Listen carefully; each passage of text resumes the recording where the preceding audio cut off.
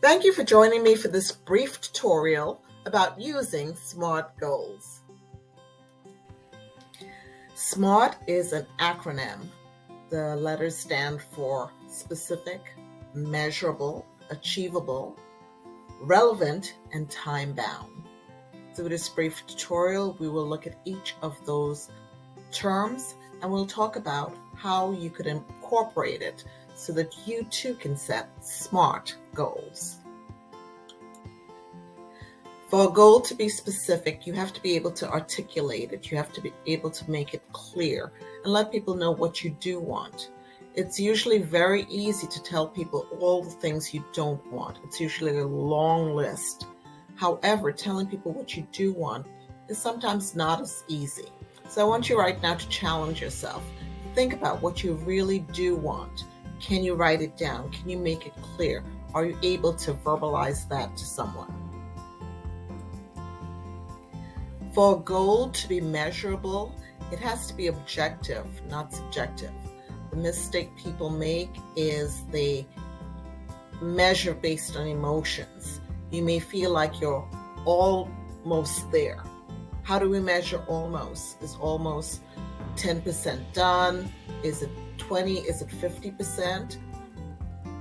We have to be specific in how we measure. We have to use something that two people could objectively look at and they could agree on. So when you have a goal, set measurable parameters. If you want to walk, you're going to say that I'm going to walk for so many minutes. I'm going to do so many steps. You want to be able to look at that and know the next day that you did this much more or this much less. And two people should be able to look at it. It's objective, not subjective. Take your feelings out of it and make sure your goal is measurable. How do we decide that a goal is achievable? Well, for that, many times we need a reality check. We need someone to hear our thoughts, hear our ideas, somebody who we could bounce ideas off of, who could ask us the hard questions.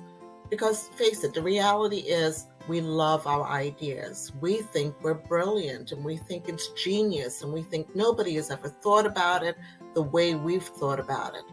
And then comes someone who asks you questions about, well, how are you going to do this? How are you practically going to approach this problem? How are you going to be able to make this happen in the time frame that you're saying you want it to happen? That's where the goal gets to be achievable. So you need that person, a coach or a mentor, who are going to ask you those hard questions. And it's okay. They're doing that for your good. They're not doing it because they're killjoys and they don't want you to succeed. Quite the opposite. They want you to succeed. So make sure at this phase that you do put your ideas and your goals in front of somebody who could help you make sure that it's achievable. Remember, it's a goal, not a dream. It has a plan attached. Relevancy. Relevancy speaks to the why of the goal.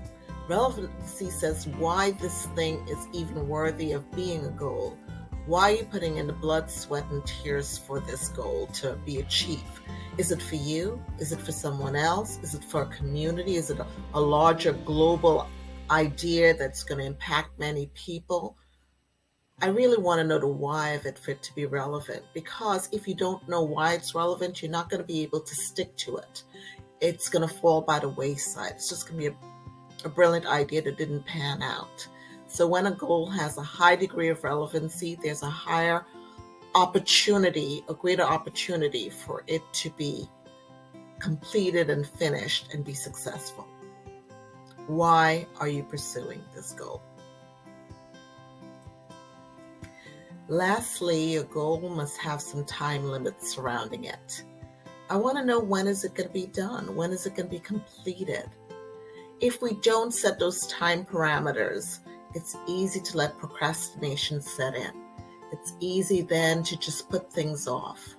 So it's good to have some time limits. I know it makes it feel like a little bit more pressure when you put time limits, but that's good.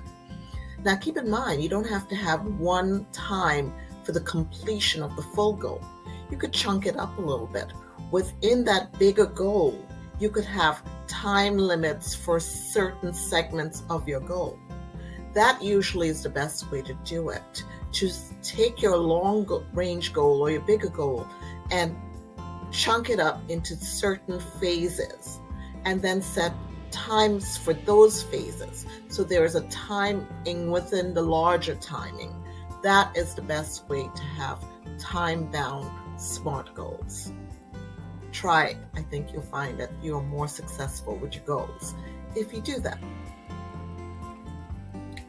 This is Allison Bonelli, a professional life strategist.